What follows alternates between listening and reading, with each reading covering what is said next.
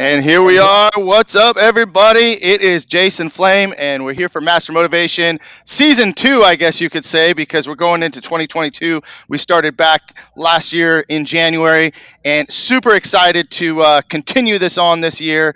And I am joined by my guest today, Mr. Dale Jacoby. How are you, Good sir? afternoon. Good morning. I was kind of watching a video. I thought I was watching the WWF, man. you know, Why? one of one of my pastimes, one of my favorite activities. You say kind of ties in with the martial arts. Yeah, Wow, so man. that was a lot of fun. Hey, super excited to have you. Thanks for taking the time. Thank We you. pre interview. It's been a while, right? Well, for me, it's kind of been a while for seeing a lot of people because I haven't been out to tournaments and haven't really gone to a lot of the different schools. Kind of staying within, but my earliest memory of you, and we'll get to this, is seeing you in No Retreat, No Surrender. That's my earliest memory of knowing who you were. But then following you in the tournament circuit for a while, and actually I remember we competed against each other, and you know how sometimes someone's reputation precedes them, right? And I'm like, oh No. oh shit, I gotta fight this guy, and it was like I don't know, second or third round or whatever, and you beat me up pretty good, but. Yeah, that was kind of like maybe the last time that I think that we connected, but follow you on social media and see all the great things you're doing. So I wanted Appreciate to share your story here and introduce you to everybody that may not know you. And for those that are watching right now, if you have any questions and you guys know Dale, just make sure you say what's up and let us know you're here. So I'm going to turn it over to you and just kind of give you maybe 60 seconds to give us a brief history, background, growing up and tell us who you are. Let's see. I was brought up in the valley, like Cobra Kai. No, nothing to do with Cobra Kai. I started my martial arts journey in 1976 with my first sensei, Cecil Peoples. Um, then I moved to Las Vegas, and he said there's this great trainer there, great fighter by the name of Master John Natividad, rest in peace, who just passed away. I was with Master Natividad probably for a year and a half. Then we're moving back to LA. And he said to my mom, this boy is going to be a great fighter. You need to get him with the best. Who's the best? My sensei, my mentor, the person who made me the man I am today, gave me my inner thought, everything, which is Benny the Jet Urquidez. If you don't know about him, you better check it out because you're missing the granddaddy of them all. So it kind of just exploded from there. I found my love, I found my passion, I found my being, I found my center of chi, and everything just kind of fell in place. You said about no retreat, no surrender. I'll tell you the story of how I got into the movies. There's a place called the Jet Center, which everybody knows. It was 1983. I was hitting the bags, and I noticed up above on top of the rail, you could look down. Benny was standing there with Corey Yuan, who was the director, and Keith Steinberg, who was the writer of the movie. And they're looking at me and they're talking, and I felt like, what? Very weird. No, I'm doing my thing. So Benny goes, come here. So I come up there and he introduces to me to them. And they said, wow, you have a great look. Have you ever thought about doing movies? I said, no, no, no, no. I want to be a kickboxer. I want to be champion of the world. And they go, well, we'd like to write you in a part for this movie. You'd be perfect. I'm like, nah. Benny looked at me and said, yeah, he'll do it. So I got the part of Dean Ramsey, who was an asshole. I could say asshole, right? He was. You could say it. He was an asshole. And I wasn't an asshole, but most people think I was an asshole, but I really wasn't. Not arrogant, just confident. So the part was an easy part because it was me, and they let me be me, and then it kind of just I rolled off of that of the movies. Like I kept getting roles of being an asshole. So I guess maybe I was an asshole. Whatever. And it took me through all these turns and things, but I never got away from who I am. what I Right. am. In my core, for over 40 years, I'm a martial artist through and through. Not a one day warrior, not a weekend warrior, not start and stop. I've been blessed in the time never stopped. Maybe I Wow. took a couple days off here and there, but I never stopped. I never steered away. Um, and it just kept pushing me, Hmm. and I never got away from the love of to compete.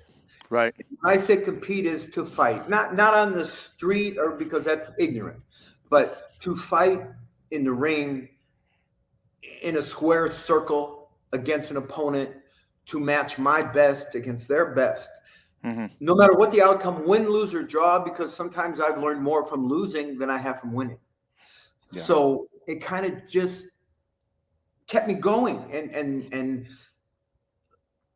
the fire has never it's never burned out, and I wake up every day still passionate and loving and motivated. Like I'm excited. Beginning of the year, the end of the month, I have Stan Witz's USA Championships in Vegas, and then the Compete Nationals, and I am training. Hopefully, I'm trying. I'm gonna get, and I'm a professional, everything, but I'm trying to get my first professional boxing fight.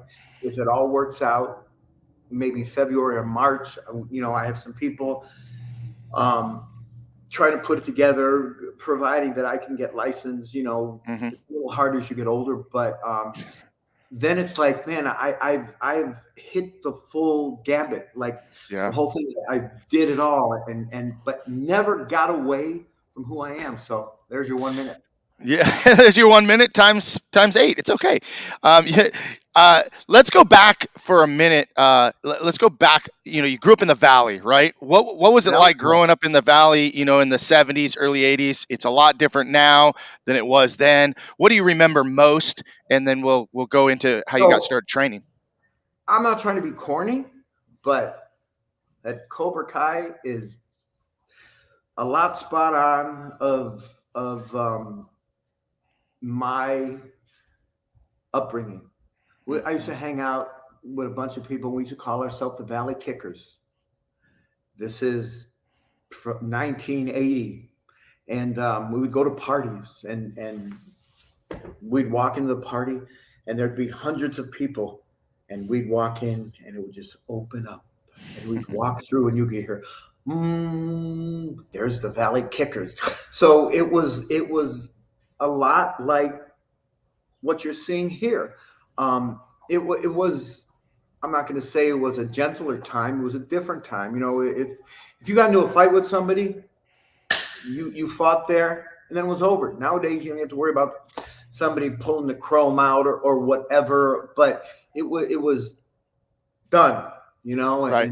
And I, for 36 cents, I could fill my car up with gas. So, it was a Who were some different time. who were some of the people that you ran with at that time that maybe some of us would know? Competitors or people, Um, anybody that we would know not now? not no, not really competitors, but in those times, like one of my best friends is Stan the Man Longanitas. Hmm. You know, um, I came through the ranks with Peter Sugarfoot Cunningham, Hector Pena, rest in peace. All the great fighters. Like, if I was to sit down and talk about just being a fighter and to be surrounded by what I was surrounded by, you know, if I told those people, like, oh, now you're, come on, stop bullshit. No, it's true. I've been blessed, to be around Don Wilson, Bill Wallace, everybody who was somebody or still is somebody. I was blessed, and you know, they say the most powerful thing a man can possess or anybody can possess is knowledge. Knowledge is power. Doesn't matter your muscles or your years in the game or how many stripes you got on that belt. Doesn't matter if you can't make it work. What matters is the knowledge you have and what you pick up along the way and how you make that knowledge work for you. So all the knowledge I've picked up, I've made work for me, and in every aspect of my life. So I'm all about that knowledge. But no, I didn't run with anybody who's like world champion fighters. They're all just my best friends, and my Yeah. brother and everybody. But I was around though the best. We used to play. We used to train at a place called Sherman Oaks Karate, which was in No Retreat, No Surrender. And on the fight days, the best of the best were in there. Bill Wallace, Joe Lewis, Blinky Rodriguez, everybody, and my sensei Benny Holden Court. It was beauty. And if you didn't leave there with a black eye or a bloody nose or a bruised rib, then you didn't do good. So that's the way, that is like key in my journey and my knowledge. Yeah. You know. How did you get started in martial arts? What prompted you to get into martial arts? You talked about Cecil Peoples being your first Um, instructor. What was the so motivation there? I'm going to go the bully route, but I'm not going to say bully, but I was bullied for a second. Um, we lived in the valley. I grew up in Van Nuys, and we lived in this apartment complex, and it was subterranean parking. So there was this car parked in front of my dad, and my dad had to get out. So my dad said, "Would you knock on there were new neighbors downstairs, redneck, white trash people, right? There was a father and like 5 sons, 2 twins." So I knocked on the door, and the 2 twin brothers, the oldest brother said, "Oh, sure, show us." We walk out there, and they got me. The 2 brothers on the side of me, 1 brother's in front of me, and I'm 12 years old, and I was tall, like I was probably 5'11". They thought I was going to be a giant. So we get out there, and all of a sudden, the 2 brothers grab me, and the one, he's teeing off, and he hits me, and blah blah blah. And I wasn't a fighter. I grew up in Van Nuys. Then it was. It was a good place. You didn't have to fight for survival. So I ran upstairs. I was crying, and my dad looked at me. Now, my dad was a tough man. My dad came from 15 brothers and sisters, wow, south side of Chicago during the Depression. At 13 years old, he was driving a tractor trailer, like legit, no school, just self-made man. He says, "Oh," and he, went downstairs and he took care of business. He came up. He said, "No, that's it." The very next day, so let me retract. So my dad had a partner who was a chiropractor and a lawyer, double indemnity. He was doing a case for Cecil Peoples, my first sensei. Mm-hmm. And my dad told Phil, and Phil says, "Oh, I got the perfect guy." So they called up Sensei, and the next day I was there. So it kind of, I can relate a lot to bullying because for a long time of my life, I didn't know me, so I was a little fearful. Maybe I was a little fearful in crowds. I didn't know the game. I was a little intimidated by people, just kind of made me a little frail. And what happened to me that day was probably the best thing that ever happened to me, because it changed me, and it helped me to become who I am today, as far as confident, enduring, taking risks. Just, if you put somebody in front of me, we're going to fight. I'm not going to ask who you are, what degree you are, how many fights you had, whatever. We're just going to fight, because that's what I do. And I don't mean again on the street. I'm not talking about the street. I'm talking about in my world. Like, if we're there, we're there. We're going to get out. I'm not thinking about it. So it helped me to give me that edge, like the fighter's edge. Every great fighter has to have an edge. Yeah. So yeah. And so what was it like training with Sensei Cecil Peoples? What do you remember most about him back then? Bamboo stick. The bamboo stick at that age looked like it was 14 feet tall. And he'd walk around and he'd just look at somebody if they weren't doing whack. You can't do that now. He'd whack them with that stick and you watch them fall. And you're like, oh shit, oh shit, oh shit, man, you got to hold that horse stance or you got to whatever. And he'd look and he'd whack you with it. And it, it, it made you like, oh boy. So that is my lasting impression with that. But And did you end up earning your black belt in Kempo karate? I just 5 months ago, I just was promoted to Ichidan 8th degree by Sensei. Awesome, awesome. So you So went all the way up the ranks, and yes, you've been testing under him. yes. Where did you transition? So you talked about training at the Jet Center and working with Benny Urquidez. When did that happen?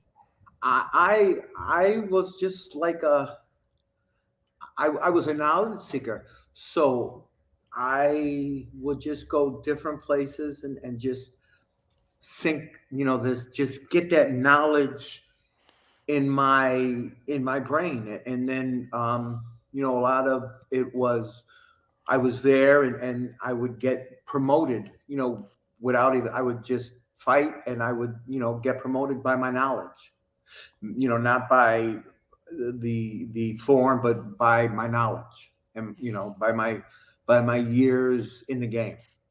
Yeah. And who are some of the other black belts, other instructors that you've trained with and worked with? You mentioned a lot of names, but and not just people you went to fight with or you just kind of went to train with. Who are some people that you would consider, someone that was your instructor? Um,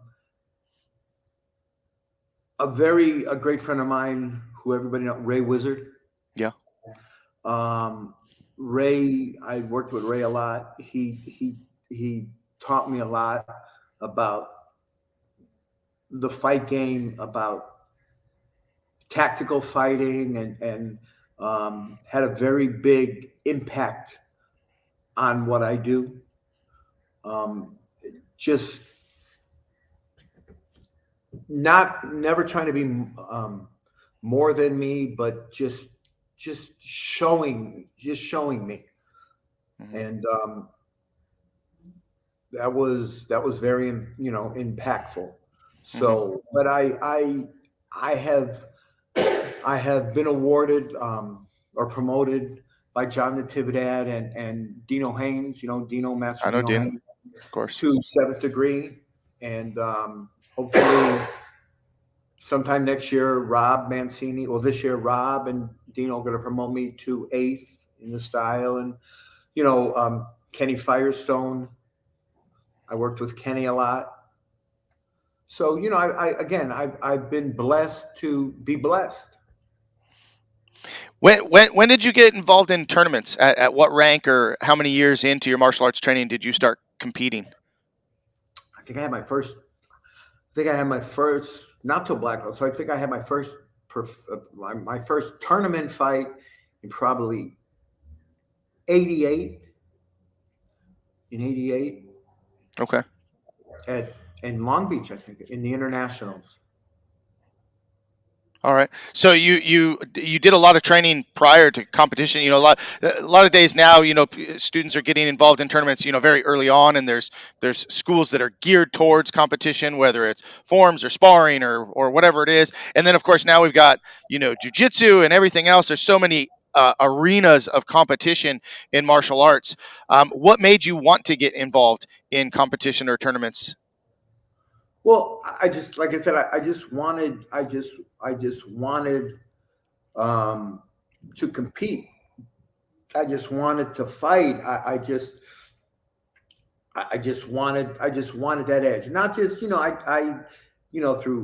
that kickboxing. I trained very heavy in kickboxing, and then while I was in Vegas, I really pushed my kickboxing. In fact, I won the Nevada State heavyweight kickboxing title with Eddie Newman. You heard of Eddie Flash I know Newman? Eddie. Uh-huh. Yep. And Leroy Caldwell, were in my corner. So I just I love to I just love to fight. I just love the competition. I just loved the the way it made me feel, the Hmm. passion, just to be able to compete against somebody, mano to mano, just right like that. Best man's all, just gonna win, Yeah. and it just drove me. It What just was the transition? What was the transition like from you? Being a point fighter. I'm assuming point fighting early on into full contact, and then I know you also did a lot of continuous fighting later. What were the different transitions for you, and what was that like? Well, I actually started in full contact karate, so Okay. full contact was the first thing. Um, so early on in the Jet Center, even when you did tournament style, it was full contact. Like Benny, he would teach. It's full contact from the waist down. So we were drilling people. You just had to control the head a little, but it was full contact, and I just kind of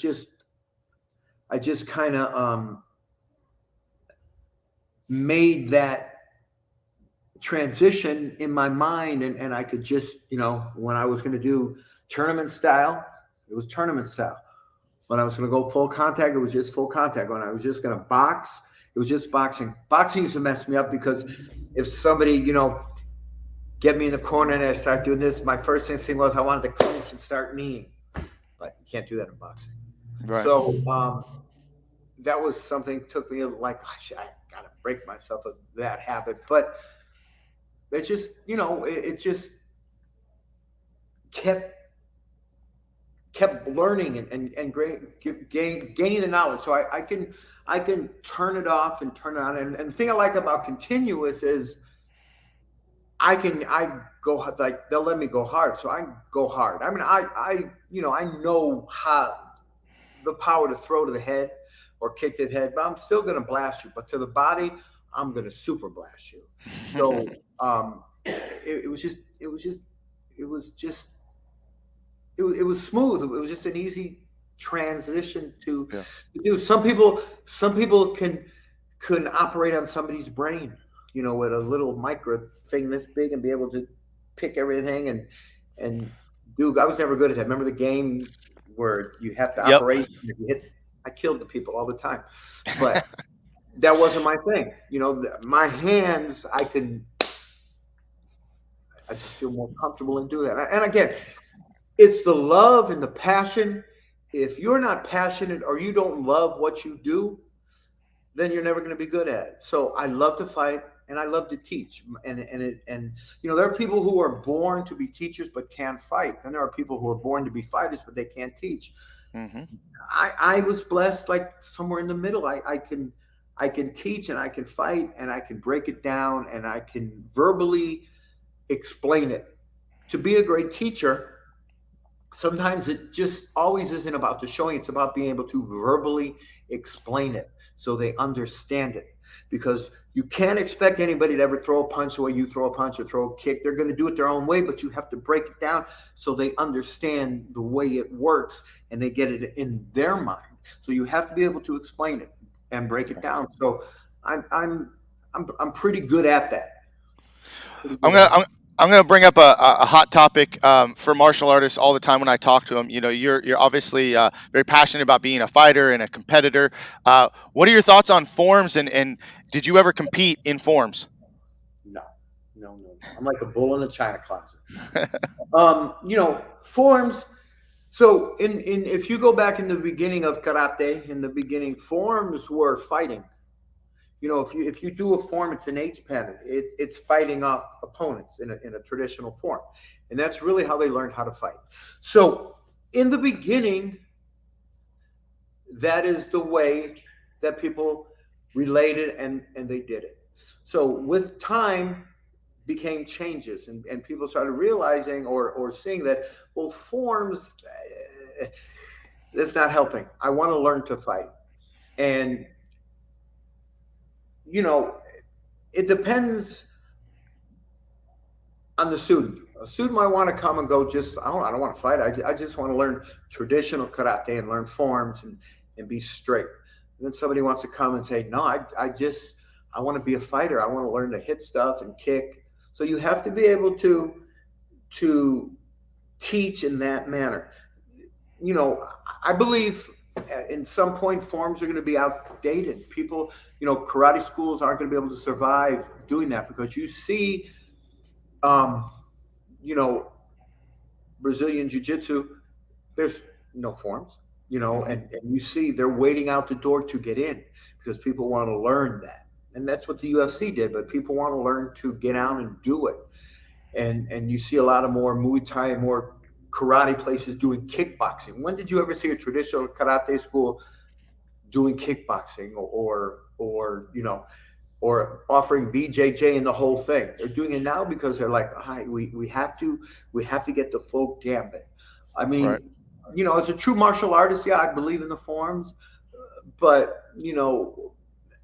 as a realist, I think forms are kind of passe. I think people are looking at a new a new era in it. Right. They want to learn to fight. They want to learn to fight.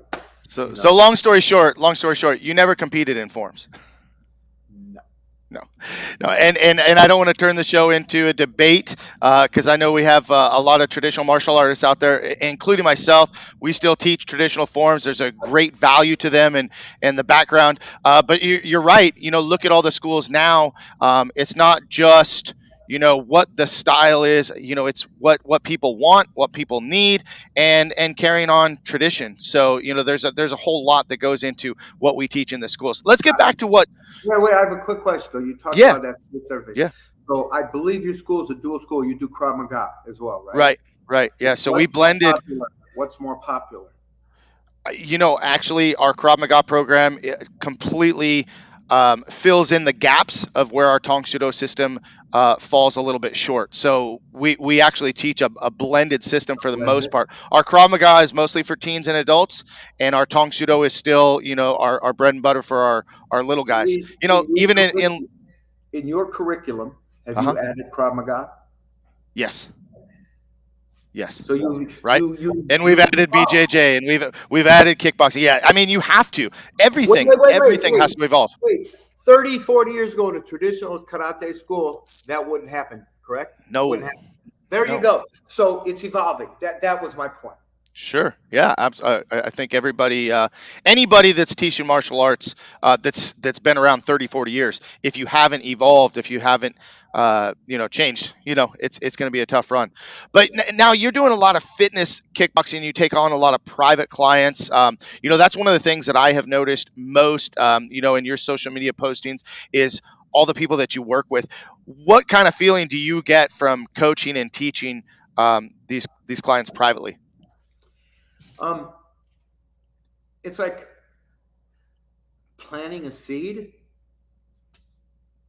and you every day you water that seed, and you watch that seed blow, and you watch that seed blossom, and it gives me it just gives me a great feeling to watch somebody go start at ground zero and keep moving up.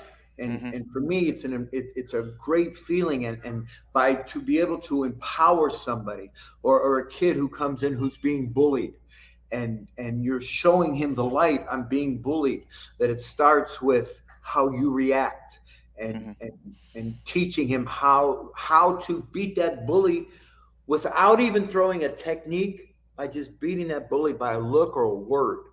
And for them to come back and say, Sensei, guess what? What? And they tell you, and I'm like, wow, don't you feel good? Yes, sir, I feel amazing. So that is the fruits of my labor. So money is great. Everybody needs money, but there's no money on that. To change somebody's life, to me, is more important than the money. Uh, just I love helping, because I do, like, we'll go back to the beginning, like, I wasn't bullied, but I was kind of bullied in a sense that it could have went either way, but I chose for it not to go that way. Well, actually my dad chose first, but I kept it going.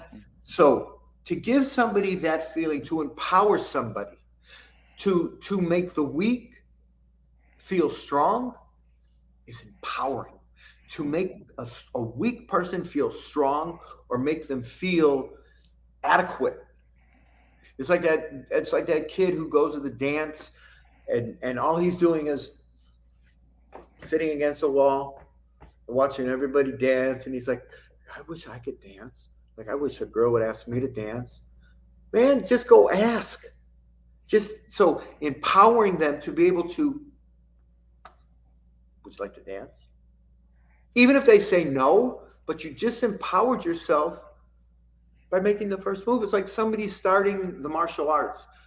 The hardest thing to do is to walk through the door and step on the mat. Because once you step on the mat, you're in there. Hmm. But it's that thing. And I teach something, and everybody does it. The word fear, FEAR, FEAR. People do this. Future events appear real. Fear, FEAR. Future events appear real. You're putting a future event in your mind. You're making it appear real that it's going to be doom and gloom. You're killing yourself. That's what people do. That's what people straight up. It's proven. And that's what they do. So the thing is to say, oh, hell no. No, I'm a warrior. I have warrior all over my body. I'm a warrior. I'd rather die on my feet than down on my knees. So as long as I try, no matter what the outcome, I win. As long as I try. If I don't try, I will always lose.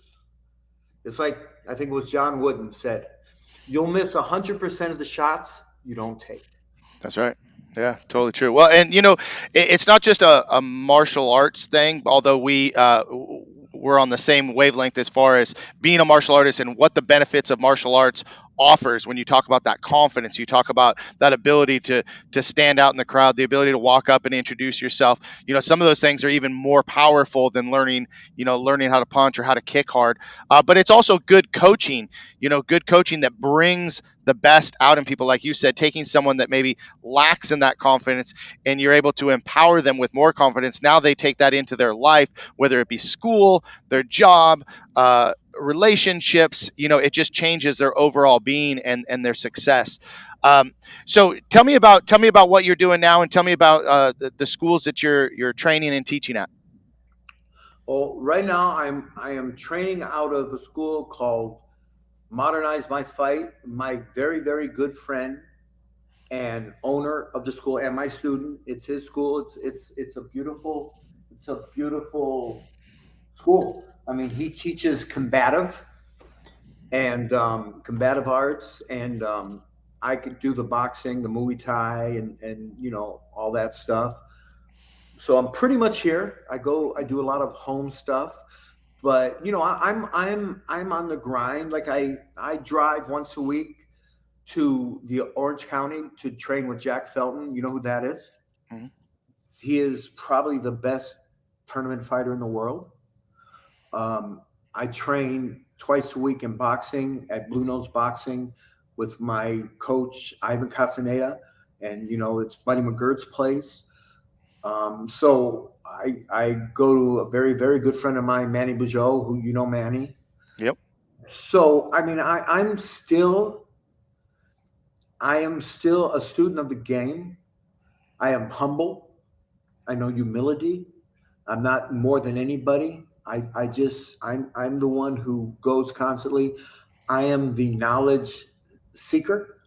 If you got something to teach, then I have something to learn. So that's pretty much what my day is like. I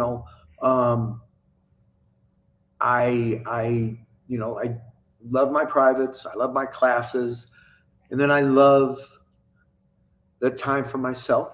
And I'm always like, I get the hair up my butt. Like, man, I need to make my calls movie wise because I still have a lot of friends in the industry. Like, like man, I need to. It was great money, and it was fun. I always ponder that thought because I haven't did anything in the movie industry since I did the last season of Sons of Anarchy. But I always think about it, and then it goes away. But um, that's pretty much what I do on the day to day. My daughter just got married. She's 16 weeks pregnant. Congrats. So that's a big thing. And anybody who follows me, they know about my son, Mickey Monday, who, is an up and coming hip hop artist and everything. So, and I have a granddaughter. So those are my daily, that is what's true to my heart. That is what's important. That's I get up in the day to do that. That's what keeps me focused and driven, because people say, why,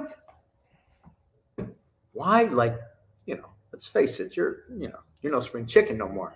I am though, but why do you still do it? You know why? You know why?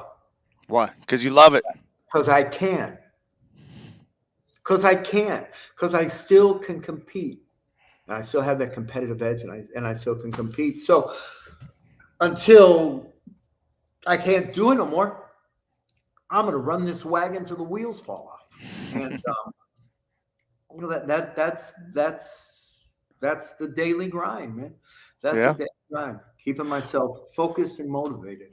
So what are resolutions? New Year's resolutions are talked about a lot, right now. Do you have New Year's resolutions? Do you have goals for 2022 that you want to share with anybody? I mean, my biggest goal, like I said, I want to have my first professional boxing fight, and that is, on the thing of, if you can get, if I can get licensed. Hmm. That is my biggest goal. My biggest goal is to gain more. Another resolution is to gain more knowledge, to be a better thinker, to um, make some better choices, not repeat my not repeat the things that I shouldn't have did, or should have been a little smarter, not to be the repeat offender, and to elevate my life, and keep going forward, because I try. They say there's no future in the past. You can't live your life in the rearview mirror. What's done is done. So just, it's done. And to stay motivated and focused, and to give back. And what I mean by that is, like I said, I was blessed to be around the best. I was blessed to I posted today. I don't know if you saw it. Somebody posted a colored image. I did Benny's first book in 1982, I saw it. Yeah. and somebody sent it to me. They posted it, and I was like, "Oh my god!" And talk about a blessing. Like, come on, how many people can say, and this? A lot of people, they do this. They talk. I'm a 12th degree black belt. I'm a 37,447 time world champion, Hmm. and I beat up this one, and I beat up that one. Okay.